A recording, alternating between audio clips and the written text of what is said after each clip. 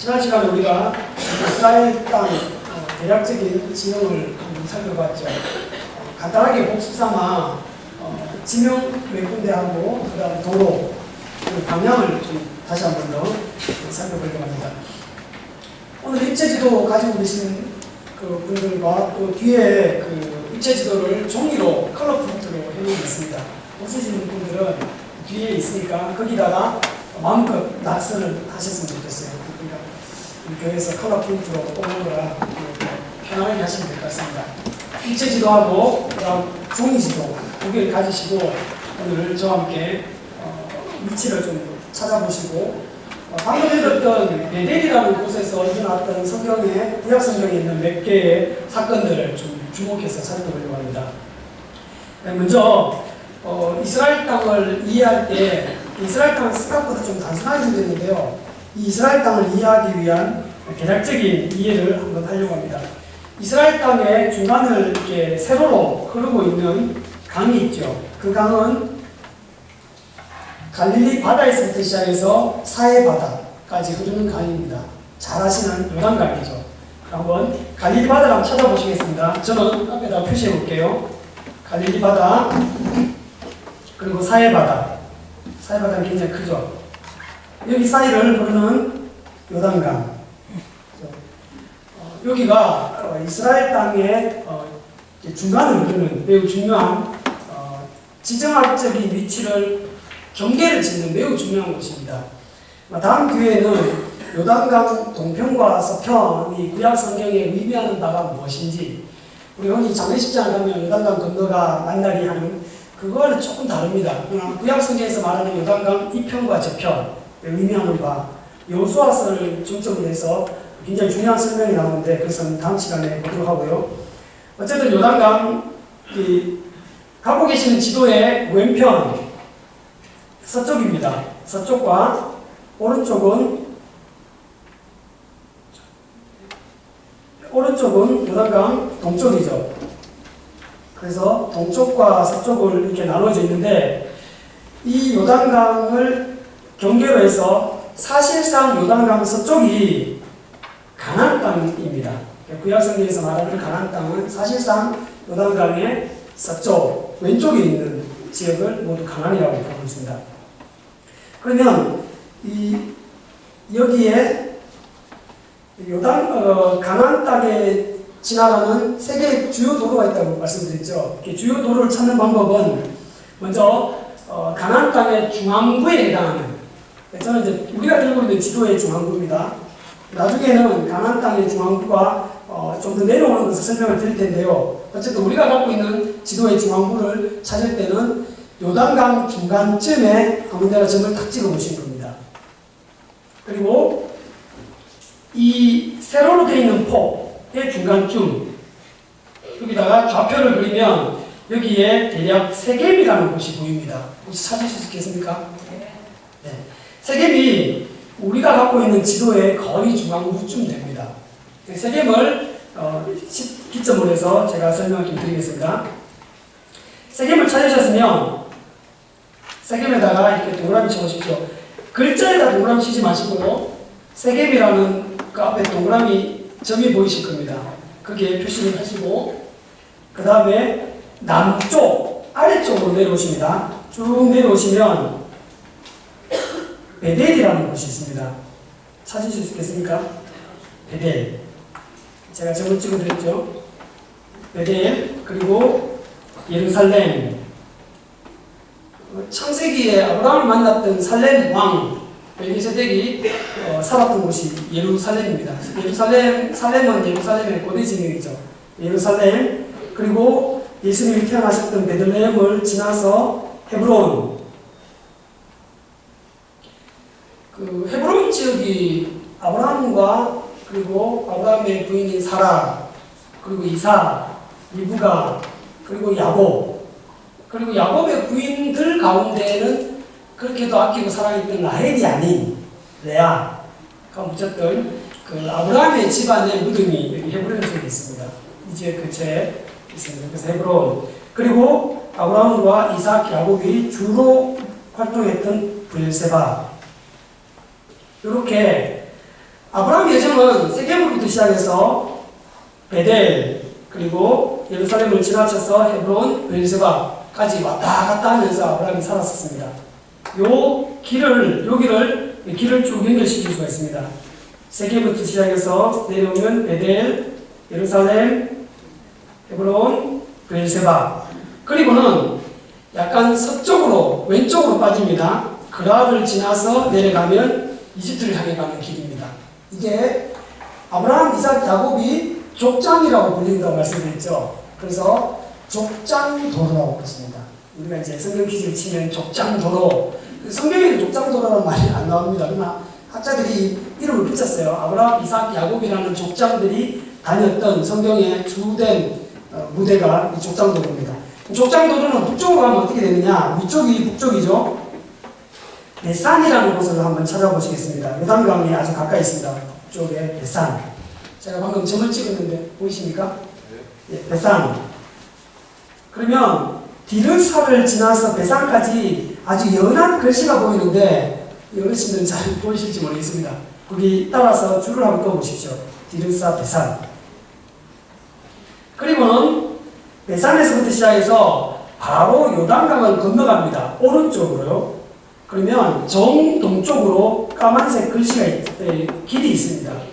길을 따라 이렇게 건너가시면 길르앗 라못, 길르앗 지역에 도착하고 길르앗에서 다시 방향을 차로 운전해 가면 좌회전을 해서 북쪽으로 이렇게 올라가시면 여기가 하란 지역까지 가는 이 도로가 족장도로입니다.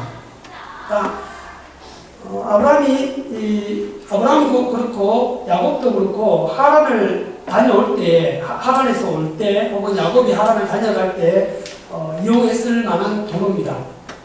그런데 야곱의 스토리를 자세히 살펴보면 사실은 야곱은 이 길보다는 또 다른 길을 이용했을 가능성이 높다고 말씀드렸죠. 그게 뭐냐면 지난 시간에 설명드렸던 약복강이 근처에 하나님의 얼굴을 보았다 해서 브니엘, 하나님의 얼굴을 만난 장소. 그래서 약복강과 브니엘이 어디냐면 바로 여기 있습니다. 그죠? 이렇게 약복강이 흐릅니다. 길르앗이라는 큰 지명 찾으셨으면 르자에 있죠. 거기 약복강이 있고 여기에 야곱이 하나님을 만나죠. 천사와 실험하고 하나님을 이겼다라는 뜻의 이스라엘이라는 이름을 얻게 됩니다. 그리고 이렇게 해서 야곱은 나중에 세겜으로 이렇게 들어오죠. 그러면 길르앗 라못에서 그라사를 지나 약복강으로 와서 지나가는 이 길. 아마 이 길도 사실상 아브라함이 아마 이렇게 해서 이제 제가 원래 길은 1이라고 표시하고요. 지금 길은 2라고 표시해 보겠습니다. 이번 길을 통해서 아브라함도 야곱도 아마 다녔지 않을까라고 추측합니다. 야곱이 일단 하란에서 20년간의 세월을 보내고 돌아올 때 이 여정을 선택합니다. 어쨌든 우리가 이제 지금은 이스라엘 땅에 흐르는 지나가고 있는 관통하고 있는 세계의 도로를 지금 보고 있기 때문에 지금 족장도로를 이렇게 남겨놨습니다. 그리고 또 하나의 도로는 해안 지역을 다니는 도로가 있다고 했죠. 해안 지역은 이제 바다 쪽을 보시면 됩니다. 여기 평평한 곳, 지중해, 옛날에 대해라고 불렸던 이 지중해에 보시면 성경에 나오는 아주 유명한 곳이 있죠. 욥바를 기점으로 남쪽으로 내려오시면 지난번에 표시를 다 했습니다.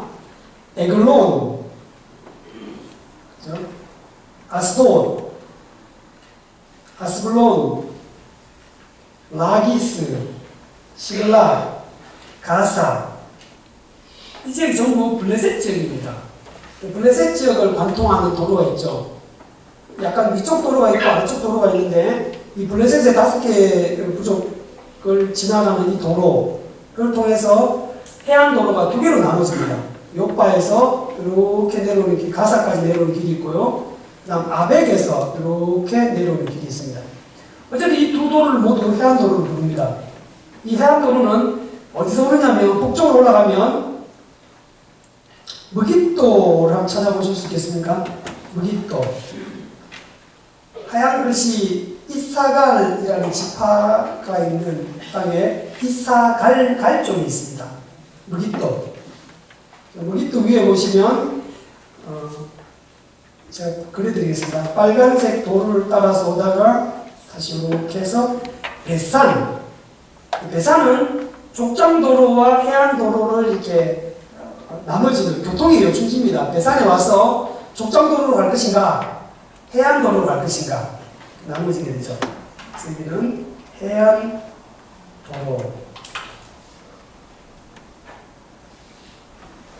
그 아래는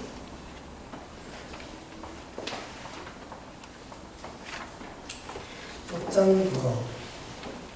그래서 잘 보이십니까? 해안도로는 이제 배산에 와서 곧장 이 지도를 보시면 이렇게 산 능선을 타고 이렇게 내려오죠. 그래서 산맥을 타고 이렇게 쭉 내려옵니다. 그게 족장도로고요. 해안도로는 보시는 것처럼 평평하죠. 대해랑 높이가 거의 비슷합니다. 그래서 우리가 이렇게 해운대를 간다든지 아니 광안리 가보시면 모래가 아주 단단하더라고요. 제가 이렇게 걸어보니까 거기 광안리는 자전거로도 지나가지만 그 모래가 되게 단단하더라고요. 그래서 거기 이제 많은 도로가 나 있어서 약대나 그다음 낙타, 상해들이 무거운 짐을 지고 이렇게 다니는 그런 길입니다. 또 한 곳이 있는데요. 그곳은 아까 우리 길랏 라못 지역 혹시 찾을 수 있겠습니까? 강 건너편에 요단강 동쪽 제가 표시를 잠깐 해드리겠습니다. 여기가 길랏 라못입니다. 동그라미 쳐드렸죠? 예, 여기가 길랏 라못인데요. 길랏 라못에서 요단강 동쪽인 오른쪽 편으로 이렇게 내려오는 길이 있습니다. 빨간 글씨로 빨간 줄로 되어 있죠. 이렇게 내려오는 여기가 이집트 왕이 바벨론 지역에 있는 왕들과 전쟁하기 위해서 갈대아 지역에 있는 왕들과 전쟁하기 위해서 다녔던 길이라 해서 왕은 이제 도로를 안 다니다고 옛날에는 대로를 한다 했죠. 왕의 대로. 왕의 대로입니다. 총 3개의 도로가 있습니다. 우리가 특히 그 창세기 끝자락에 보시면 야곱이 죽지 않습니까? 죽고 유언에 따라서 요셉에 의해서 가나안 땅, 자기 조상의 무덤인 헤브론 근처로 올 때 보시면 요단강을 건넌다는 표현이 있습니다. 혹시 그 부분에 좀 이렇게 주목해서 혹시 지도를 좀 활용해 보셨습니까? 요단강을 건넌다는 말은 원래대로 하자면 제가 다른 색깔로 표시하겠습니다. 이집트가 여기인데요.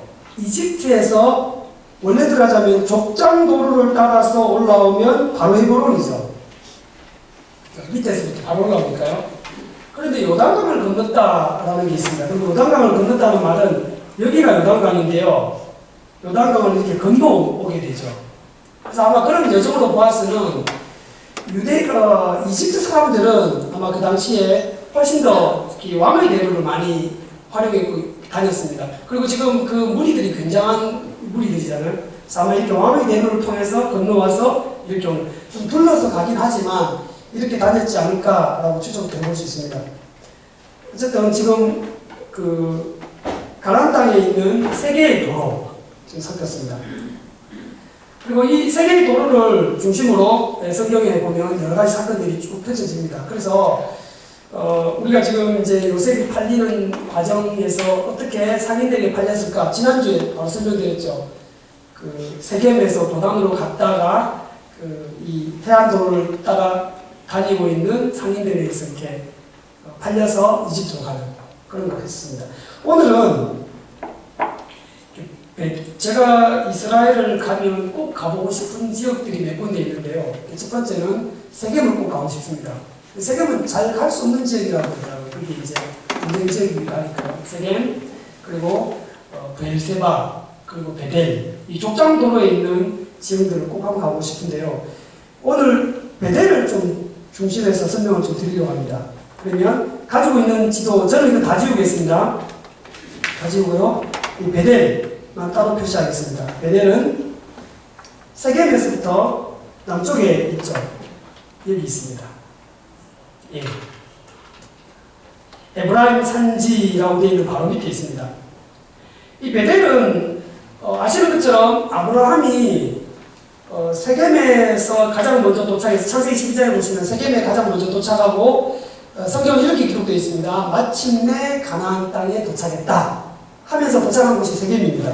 그래서 앞에 설명드린 것처럼 아마 아브라함은 야복강을 따라 이렇게 와서 요단강을 건너 세겜에 왔지 않을까 추정하는 거죠.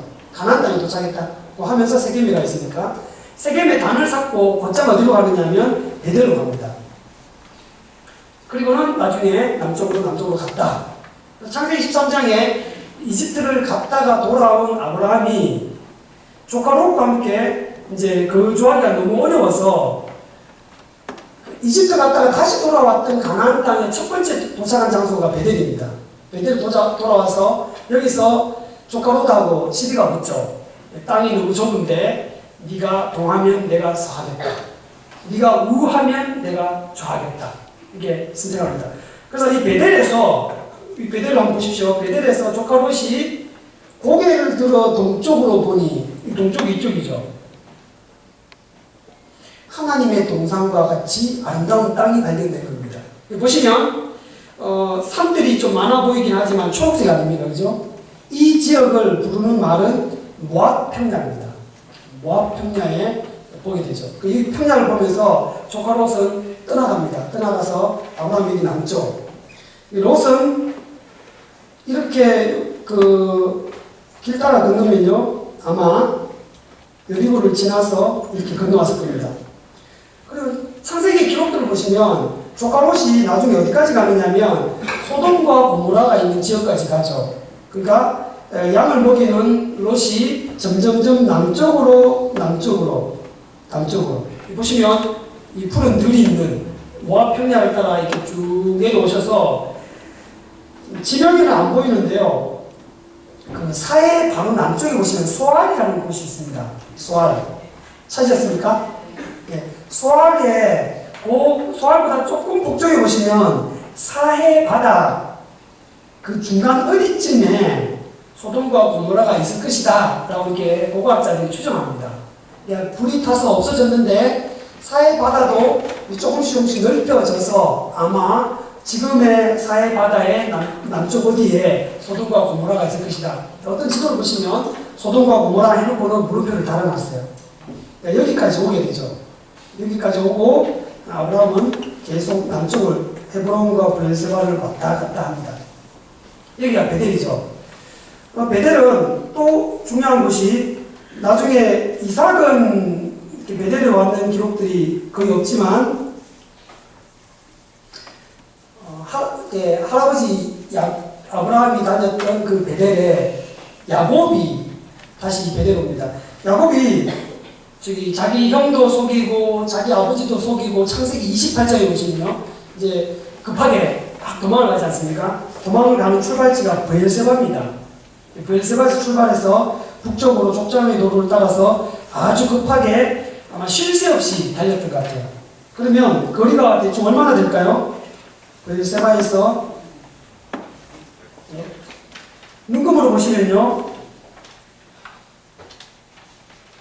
눈금만 봐도 약 한 눈금이 10km니까요 약 60km 정도입니다. 옆에서 보시면 그러니까 도망자가 60km나 되는 곳을 그냥 계속 밤새도록 도망갔겠죠. 밤새도록 도망가서 형의 추격에서 겨우 벗어났을 때쯤에 이 베델에 도착한 겁니다. 베델의 원래 이름은 루스입니다. 오늘 본문 우리가 창세기 28장을 읽을 때 이 베델의 이름을 누가 짓느냐 하면 야곱이 짓죠. 야곱이 이곳은 하나님의 전, 하나님의 집, 벳, 집, 하나님 이런 뜻이거든요. 하나님의 집. 하나님의 집이라는 뜻에서 자기가 하나님 만났으니까 여기다가 단을 쌓고 베델이다 이름을 지었던 곳이 이곳이 원래 옛 지명이 루스입니다. 성경에 보시면 구약 성경에 자주 베델 루스 이런 표현이 자주 나오는 것은 그보다 훨씬 오래된 지명과 그 다음 그 이후의 지명들을 섞어서 표현하는 거죠.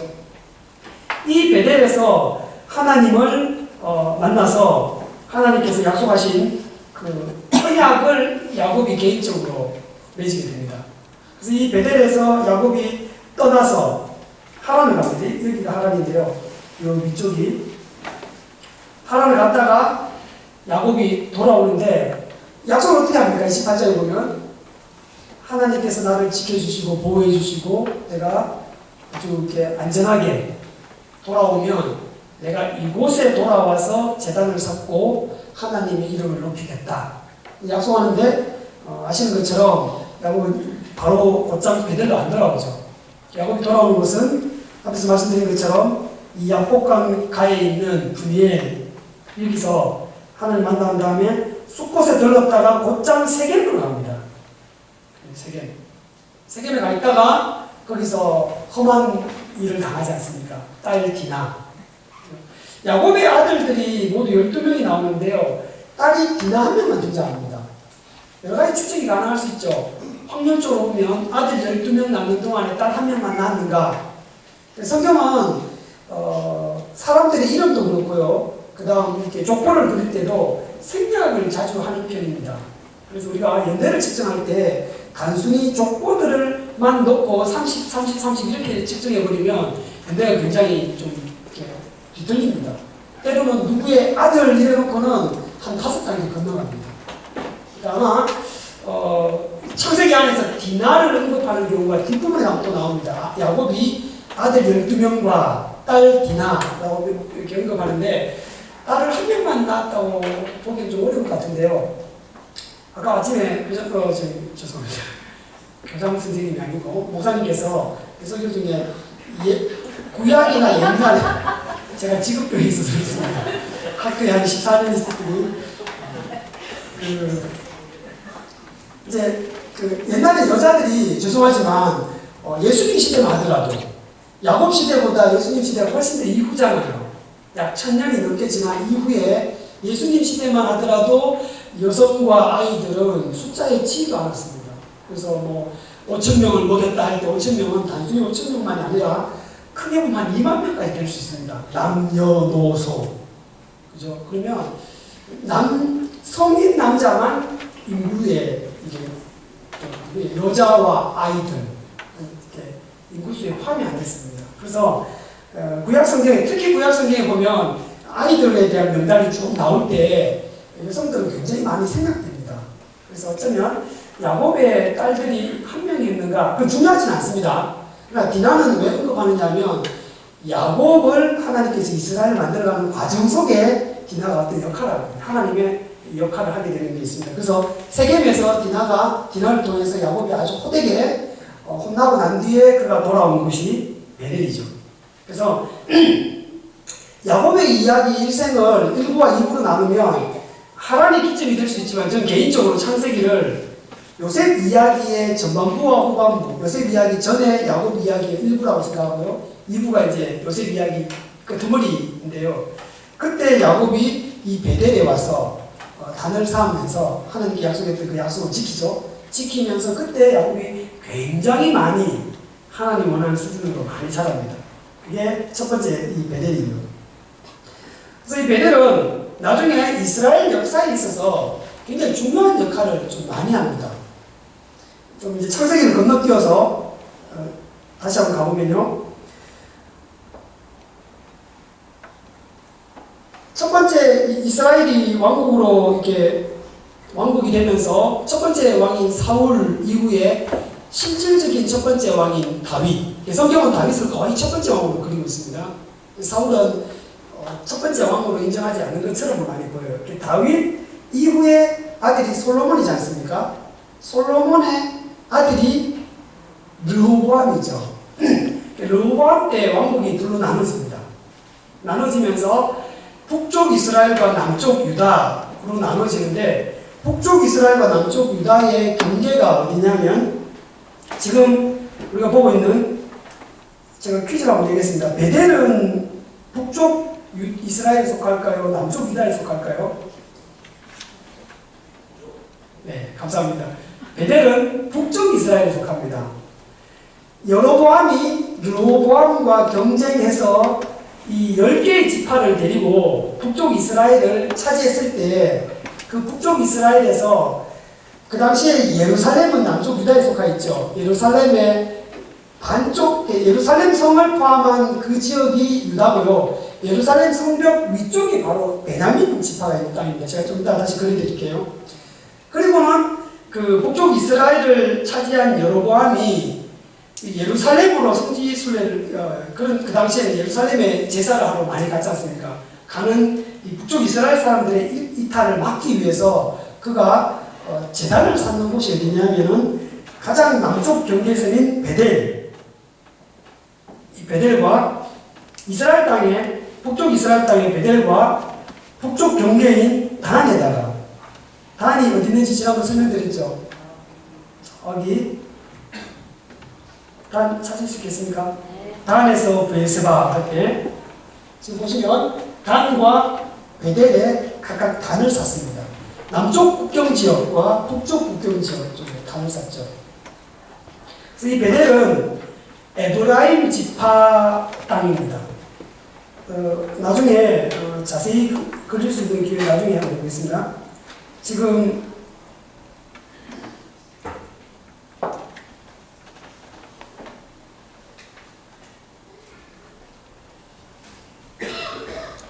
방금 그랬던 여기 밑에 그 기부와 기부원을 비롯한 이 땅이 베냐민 지파 땅입니다. 여기가 베냐민 땅이고요.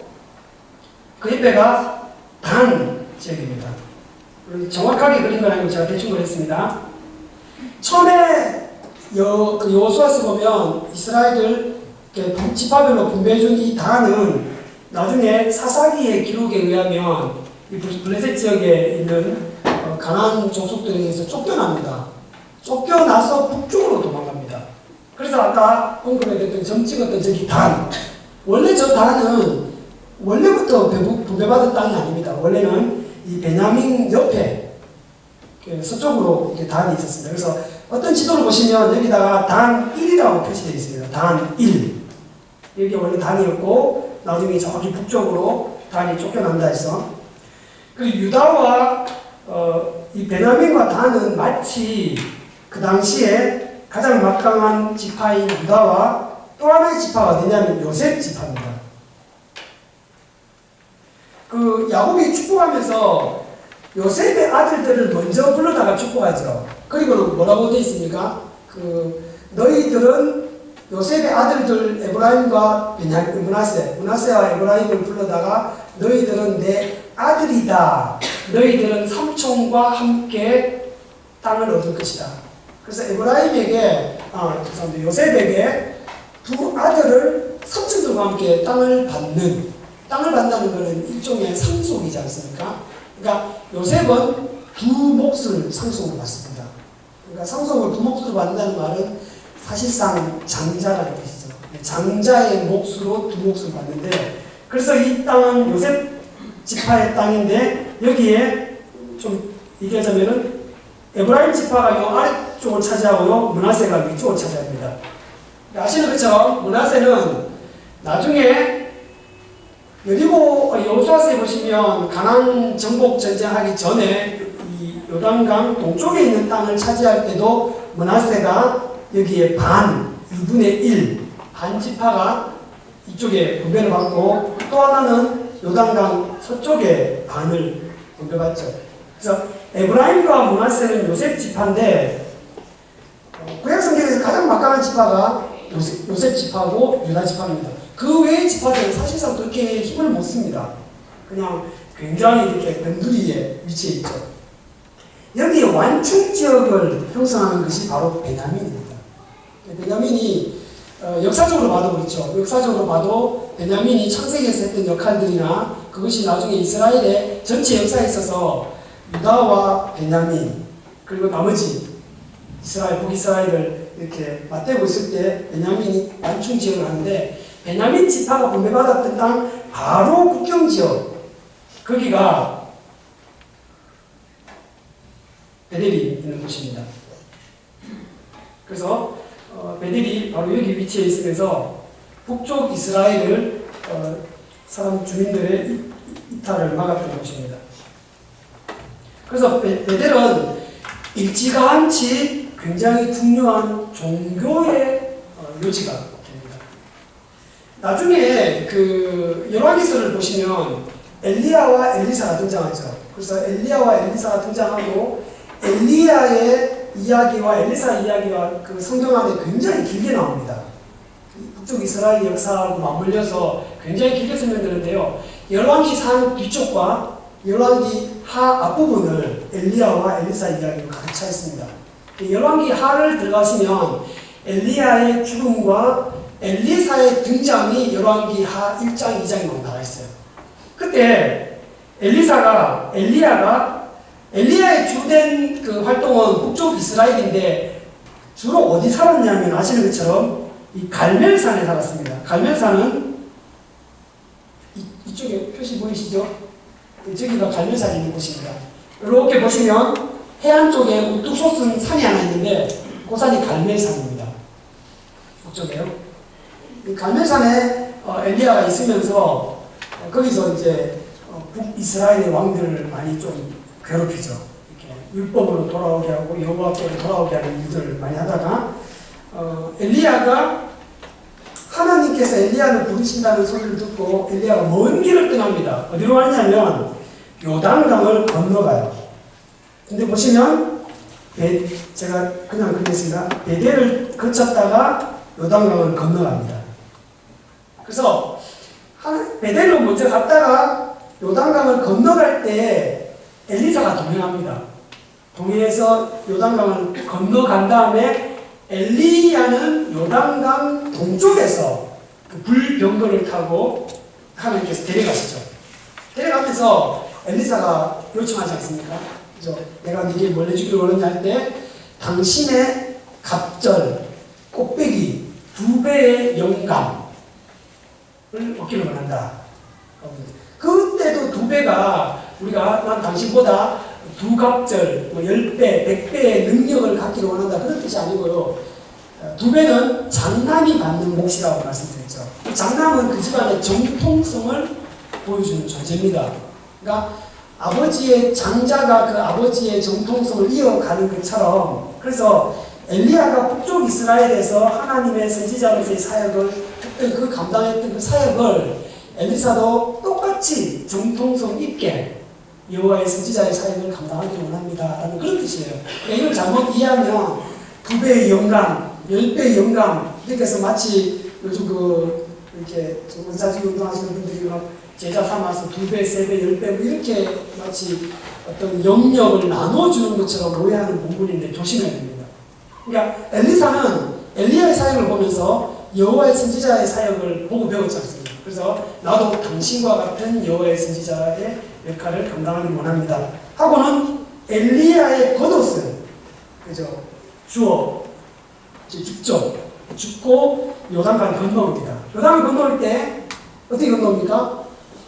그 겉옷으로 쳐서 요단강을 마르게 한 다음에 건너옵니다. 이 요단강이 의미하는 바가 굉장히 많은데요. 이제 시간상 이게 설명드리기 좀 어렵고 어쨌든 요단강을 다시 건너옵니다.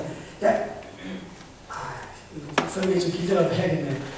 요단강을 엘리야가 건너갔다가 엘리사로 하여금 다시 건너오는 것은 마치 여호수아서를 보시면 여호수아서에 이스라엘 자손들이 여호수아와 더불어서 요단강을 건너올 때는 이미 출애굽했던 이스라엘 백성들이 광야의 40년 동안 38년간의 광야 생활과 2년간의 그 정복 전쟁을 거쳐서 40년간의 이 광야 생활하고 이제 본격적으로 요단강을 건너옵니다.